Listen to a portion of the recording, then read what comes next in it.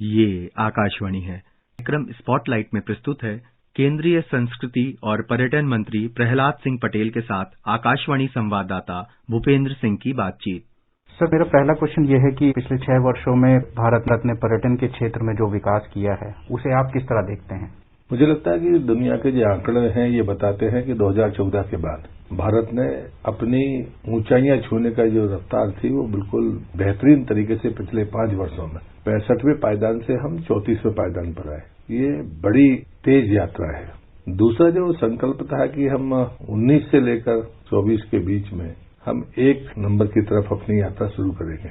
दुर्भाग्य से कोरोना का जो समय है इसने पूरी दुनिया को रोक दिया, लेकिन हमारा अपना विश्वास है कि जो इंफ्रास्ट्रक्चर पर काम हुआ है पिछले 5 वर्षों में मोदी जी के नेतृत्व में, उसमें स्वदेश दर्शन और प्रसाद 2 बड़ी स्कीमें हैं, जिसमें कभी भी हमारे ऐसे स्मारक जो मंदिर या कोई भी धार्मिक स्थान, चर्च है, मस्जिद है, जो पुरानी थी उनके रिनोवेशन का या उनको विश्वस्तरीय बनाने का कभी कोई प्लान नहीं हुआ। प्रसाद ने उस कमी को दूर किया तो उसके परिणाम बहुत अच्छे हैं। स्वदेश दर्शन में कनेक्टिविटी को लेकर था। यदि कोई टूरिस्ट सीधे एनएच पे जा रहा है और उसको अगर कोई अच्छा कनेक्टिविटी मिले और उसको एक स्मारक और देखने के लिए मिले, तो वो अगर कनेक्टिविटी हो तो वो देखते हुए जा सकता है, या वहां कहीं रुकने का अच्छा स्थान है तो वो रुक के ब्रेक लेके दोनों काम करेगा और आगे निकल जाएगा। स्वदेश दर्शन में बहुत अच्छे काम हुए हैं, लेकिन जो मंशा थी उस मंशा की पूर्ति में कहीं ना कहीं राज्य सरकारों को विजन की बात आती है कि उनने प्रायोरिटी क्या रखी है। तो शुरुआती दौर में लगा कि इसकी सोशल ऑडिटिंग होनी चाहिए, वो सोशल ऑडिटिंग हुई है।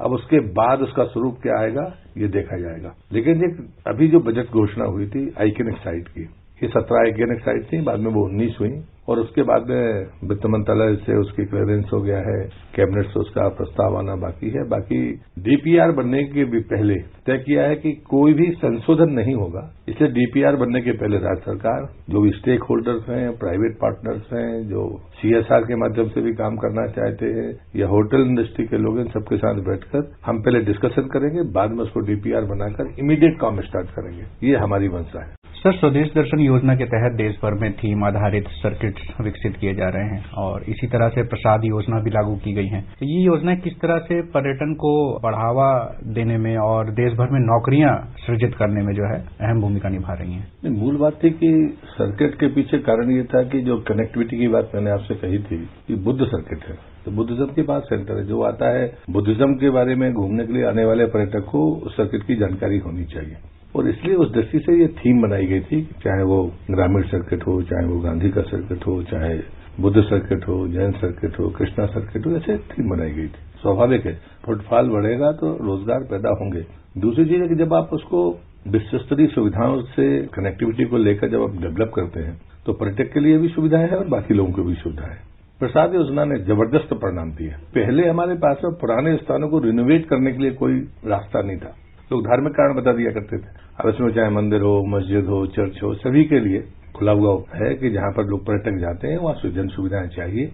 वहां पर अगर आपको हॉल बनाना है, कोई म्यूजियम बनाना है तो वो चीजें चाहिए और ये वास्तव में बड़ी बेहतरीन तरीके से चल रही है। भारत में डायवर्सिटी तो है ही, लेकिन हमारे पास में प्राचीन चीजें बहुत है। 2000 साल पुराने मंदिर है, ईसा पूर्व की चीजें हमारे पास में है, लेकिन उनको हम वास्तव में प्राथमिकता दे नहीं पा रहे थे। तो ये एक अच्छा अवसर है जिसमें एएसआई के मॉन्यूमेंट हो या स्टेट आर्कियोलॉजी के हों या किसी ट्रस्ट के हों, सबको शामिल किया गया।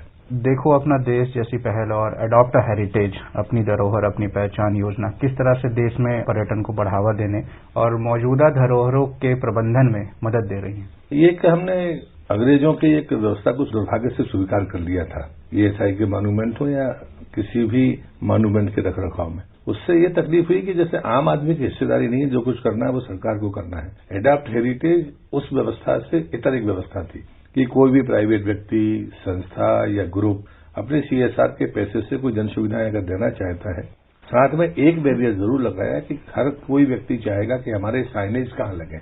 जब कोई व्यक्ति काम कराएगा तो स्वाभाविक है उसकी चर्चा होगी।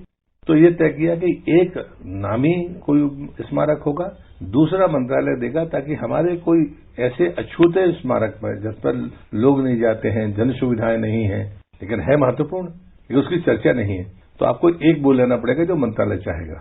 तो आपको 2 मॉन्यूमेंट में एक साथ काम करने का मौका मिलेगा और वो स्कीम 19 से शुरू हुई और अब और भी तेजी से गति पकड़ रही है। कोरोना के बीच में भी लोगों ने ये इच्छा व्यक्त की है और मैं मानता हूं कि ये जन भागीदारी और हिस्सेदारी होनी चाहिए। एडॉप्ट हेरिटेज उसके लिए बेहतर एक मॉडल है। सरकार ने नेताजी सुभाष चंद्र बोस की 125वीं जयंती के अवसर पर एक उच्च स्तरीय समिति का गठन किया है।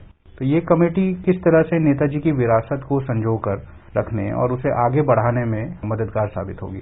कल्चर मिनिस्ट्री ने एक पहली बैठक जो थी वो प्रधानमंत्री जी की अध्यक्षता में हुई थी। उस पर हमने कहा था कि इस वर्ष जब आजादी के 75 वर्ष पूरे होंगे तो सौभाग्य से नेताजी की 125वीं जयंती है। महर्षि अरविंद, राजा राम मोहन राय, 5-6 लोगों की, किसी की जन्म शताब्दी है, किसी के 250 वर्ष हुए हैं, किसी के 350 वर्ष हुए हैं। इसी कालखंड में इनका आयोजन करना है। तो हम लोगों ने पहली नेताजी की 125वीं जयंती पर एक बैठक की थी। प्रधानमंत्री जी की अध्यक्षता में इसकी जो राष्ट्रीय कमेटी बनती है, नेशनल स्टीयरिंग कमेटी, उसका स्वरूप दे दिया गया है। जिन लोगों को हमने बुलाया था उनके पास में नेताजी के सिपाही सालारों के, उनके सेनापतियों के कहें या उनके जो ब्रिगेडियर्स हैं या कर्नल्स हैं, उनकी डायरी, उनके सामान भी हमको उसमें बहुत बड़ी मात्रा में मिले थे। आईएनए के 7 लोग अभी भी जीवित हैं। इसमें 2 अभी लाल किले पर आए थे जिनकी आयु 100 वर्ष है और 101 वर्ष है। तो उनने कुछ बातें हमको सुझाव के तौर पर कही हैं। नेताजी की 125वीं जयंती के पीछे जो लक्ष्य है कि देश की आजादी का पहला ऐलान नेताजी ने किया था। 60,000 की आर्मी में 26,000 लोगों ने शहादत दी। तो ये आईएनए का कहना था। तो ऐसी काफी अच्छी चीजें उनसे प्राप्त हुई हैं और मुझे लगता है कि एक बेहतर जानकारियां देश और दुनिया के सामने आएंगी। सर, कोविड-19 महामारी का देश भर के पर्यटन के क्षेत्र में क्या असर पड़ा है और सरकार किस तरह से इस क्षेत्र की मदद कर इसे आगे बढ़ने में सहयोग कर रही है? देखिए, पूरी दुनिया इससे प्रभावित है, लेकिन हम ये मानते हैं कि भारत के बारे में जो परसेप्शन है कोरोना के बीच में सुधरी है, जी हमारा सकारात्मक पक्ष है। हम जरूरतमंद देश हैं, बड़ी संख्या घनत्व तो हमारे पास है, कम स्वास्थ्य सुविधाएं होने के बावजूद भी हमने 140 देशों को दवाइयां दी। दुनिया में कोई दूसरा देश नहीं है। ये हमारी सांस्कृतिक विरासत को आसमान पर पहुंचाने वाला निर्णय था प्रधानमंत्री जी का, जिसका लाभ निश्चित रूप से भविष्य में भारत को मिलेगा। दूसरी बात आती है कि जो विदेशी पर्यटक भारत के भीतर थे वो अपने देशों में वापस नहीं गए। उनने यहां रहना सुरक्षित समझा और हमारी जो प्राचीन चिकित्सा पद्धति है उस पर भरोसा जताया। ये हमारी दूसरी सफलता थी। तीसरी बात है, जो प्रधानमंत्री ने योग, आयुष और आयुर्वेद के बारे में दुनिया के को बताया है, वो हमारे लिए सबसे महत्वपूर्ण होगा। तो पोस्ट कोरोना जो परिस्थिति बनेगी वो भारत उसके लिए सबसे बेहतरीन जगह होगी, खास करके वेलनेस टूरिज्म के लिए। वैसे भी पसंदीदा जगह भारत है, लेकिन कोरोना के बाद जो चीजें लोगों को चाहिए वो सिर्फ और सिर्फ भारत में है। हमें उसको समन्वय करने की जरूरत है कि कोऑर्डिनेट हम कैसे करें, ज्वाइंट वेंचर कैसे बनाएं, इस पर काम शुरू है। दूसरी बात मैं ये कहता हूं कि जो परसेप्शन हमारे बिगाड़ के चला जाता था, इस बीच में भारत ने अपने आप को सभी मोर्चों पर, कानून व्यवस्था के मामले में, बाकी मामले में परसेप्शन को सुधारा है। ये आने वाले समय में हमको लाभ देगा। दूसरा इसका एक पक्ष है कि होटल को नुकसान हुआ है, लेकिन तत्काल वित्त मंत्रालय ने उस पर जो पैकेज दिया, इसलिए इंडस्ट्री अभी भी सर्वाइवल की तरफ आगे बढ़ने के लिए तत्पर है। रिवाइवल की बात तो तब आएगी जब फुटफॉल बढ़ेगा, लेकिन जो आंकड़ा मैं आपको कह रहा हूं वो शायद आपको भी चौंकाने वाला होगा। गोवा में फुटफॉल 90 से 95% हो गया। उत्तराखंड में, हिमाचल में, यहां पर पर्यटक जा रहा है। एक आंकड़ा है जो हमको संबल देता है कि घरेलू पर्यटन पर देखो अपने देश के माध्यम से जो अभियान प्रधानमंत्री ने कहा था वो हमारा चल पड़ा है। तो 2 हिस्से हैं। एक तो सारे राज्यों में एक सी स्थिति नहीं है। महानगर के होटल बड़े नुकसान में हैं, लेकिन बाकी जगह पर ऐसी स्थिति नहीं है। दूसरा यह है कि बड़े होटलों को बड़ा नुकसान हुआ है, लेकिन छोटे होटल्स में ऑक्यूपेंसी लगभग पिछले वर्ष के बराबर पहुंच गई। तीसरा, लोगों का जो चेंज है, या तो वो होम स्टे में रहना चाहते हैं या फिर खेतनुमा जो या जंगल के बीच में जो चीजें हैं। तो आप हमारे किसी भी प्रोजेक्ट में, चाहे टाइगर प्रोजेक्ट हो या रिजर्व फॉरेस्ट हो, वहां सेचुरेशन है, वहां आपके पास में बुकिंग नहीं है। एक ये नया ट्रेंड है, इसका मतलब है कि हम नॉर्थ ईस्ट की तरफ लोगों को पहुंचा सकते हैं। और आखिरी बात मैं ये कहता हूं कि जो फोकस करना चाहिए, जो लोग बेचैन है, 2 करोड़ 20 लाख भारतीय देश से बाहर घूमने जाते हैं और 1 करोड़ 80 लाख विदेशी पर्यटक आता है। ये जो 2 करोड़ 20 लाख हैं, इनकी साइकोलॉजी क्या है? जी, समुद्र देखने जाते हैं तो हमारे पास भी है, क्या हम उनको वो परोस है? अगर वो जंगल देखने जाते हैं तो हमारे पास जितनी टाइगर सफारी है दुनिया में किसी के पास नहीं है। अगर वो एडवेंचर के लिए जाते हैं तो वो भी हमारे पास में, हमने 137 पीक्स गृह मंत्रालय ने एक साथ खोली है। उसमें से अरुणाचल ने अपने आप को मना कर दिया, तो फिर भी उसके बाद भी वो 117-18 बस्ती हैं जिस पर हम काम कर सकते हैं। हमारे पास काम करने की गुंजाइश है और हमने की है। जैसे होटल का आंकड़ा पर्यटन मंत्रालय के पास कुल 1400 होटल्स का था, आज की तारीख में जब हमने निधि पोर्टल खोला, ये मेरी बड़ी सफलता है मंत्रालय की कि एक पैसा खर्च किए बगैर आप सेल्फ रेगुलेशन के साथ अपने होटल को पंजीकृत करिए और आज हमारे पास 33,000 के आसपास होटलों का रजिस्ट्रेशन है। फिर हमने कहा कि रजिस्ट्रेशन तो हो गया, लेकिन आप कितने लोग एसओपी अडॉप्ट करते हैं, साथी पोर्टल पर बुक लेकर आइए। फिर इस बीच में मैंने पर्यटन मंत्रियों की बैठक 2 दिन में की और जो चर्चा आई उसमें जो सबसे बेहतरीन कमेंट्स था वो गोवा के पर्यटन मंत्री का था कि पहले तो हमें पास सूची नहीं थी, तो सूची आ गई निधि पोर्टल में। एसओपी अडॉप्ट करने वालों की संख्या उस दिन तक 16% थी। हमने कहा इस गैप को कम करिए, लेकिन जो उन्होंने कहा कि हमारे पास में जो पर्यटकों का आंकड़ा था वो 90 लाख था गोवा में टोटल मिलाकर, और जैसे ही हमने निधि पोर्टल के बाद में आंकड़ा इकट्ठा किया तो वो 1,60,00,000। इसका मतलब है कि आंकड़े में कहीं न कहीं हम ऑथेंटिक नहीं थे। इससे ये कोशिश सफल हुई और साकार हुई है। हमारी कोशिश ये है कि निधि और साथी के बीच में जो गैप है, हर होटलियर अपना ओन डिक्लेरेशन दे कि वो होम मिनिस्ट्री का, स्वास्थ्य मंत्रालय का या पर्यटन मंत्रालय की एसओपी को अडॉप्ट करता है। ये देशी और विदेशी दोनों पर्यटकों के लिए भरोसा बढ़ाने वाला होगा। तो ये कदम है जिसने महत्वपूर्ण भूमिका अदा की है। सर, नॉर्थ ईस्ट, हिमालय और तटीय क्षेत्रों में इको टूरिज्म के विकास की असीम संभावना है, तो इन संभावनाओं को विकसित करने के लिए सरकार क्या क्या कदम उठा रही है? ये सच है कि नॉर्थ ईस्ट अभी भी अनएक्सप्लॉइड है। कनेक्टिविटी तो हो गई, इंसर्जेंसी की जो बात थी वो खत्म हो गई। अब हमें उनके सामने रखना है कि आपके पास में बाकी साधन क्या हो सकते हैं। तो हमने टूरिज्म हाईवे की बात की है, खासकर ऐसी जगह पर जहां पर लोग नहीं गए। तो हम बाकायदा गुवाहाटी से अगर आपको अरुणाचल जाना है तो हम आपको कनेक्टिविटी भी बताएंगे। कोई सरकारी और गैर सरकारी का भेद हमने खत्म कर दिया है। होटल हो, गेस्ट हाउस हो, छोटे होटल हो, बड़े होटल हो या फिर कोई होम स्टे हो, हम सबकी जानकारी देंगे कि आप इस रास्ते पर जाएंगे तो आपको ये मिलेंगे। उनका संपर्क का नंबर ये है। इवन कोई पेट्रोल पंप पे जन सुविधा बहुत बेहतरीन है तो हम उसका भी नंबर देने वाले हैं।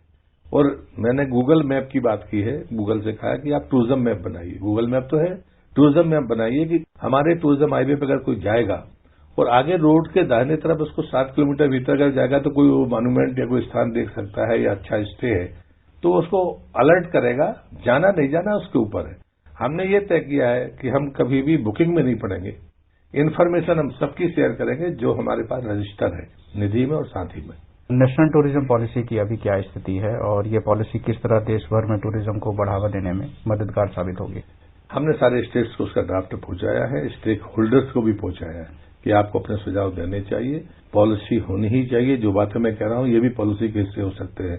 बुद्ध की अस्थियां हमारे पास में 5 हैं, एक श्रीलंका से आना बाकी है। इनको ओपन डिस्प्ले कर सकते हैं सुरक्षा के साथ, उस पर तैयारी चल रही है और पॉलिसी तय की है। यदि फुटफॉल 1 लाख से ज्यादा किसी देश के पर्यटकों का है और वो हिंदी और अंग्रेजी में कंफर्टेबल नहीं है तो हम उनकी भाषा में साइनेज लगाएंगे। सबसे पहले हमने सांची में सहेली भाषा में लगाया, श्रावस्ती, नालंदा, गया और सारनाथ में चीनी भाषा में लगाए। अभी भी हमारी इस पॉलिसी पर हम काम कर रहे हैं। प्रधानमंत्री जी ने कहा था कि आपको यूएन की भाषा में ट्रांसलेटर और गाइड्स होने चाहिए। पहला बैच 5,500 लोगों का इस महीने एग्जाम होकर निकल जाएगा। उसको हमने टूरिस्ट फैसिलिटेटर कहा है। जैसे ही वो एक कोई यूएन की भाषा पढ़ेंगे तो हम उनको गाइड की मान्यता देंगे और ये क्रम लगातार जारी रहेगा जब तक हमारे एएसआई के मॉन्यूमेंट की संख्या बढ़ती जाएगी। क्योंकि जनवरी से हम अपने पोर्टल को स्टार्ट कर रहे हैं जिसमें एएसआई के मॉन्यूमेंट के अलावा स्टेट आर्कियोलॉजी के या अन्य कोई मॉन्यूमेंट है जो किसी भी लिस्ट में नहीं है, हम सबकी रिलिस्टिंग करके एक बार देश के सामने वो एटलस लाएंगे कि देश में इतने स्मारक हैं, इसकी टाइमलाइन है। सर, अपना कीमती समय देने के लिए बहुत बहुत धन्यवाद सर।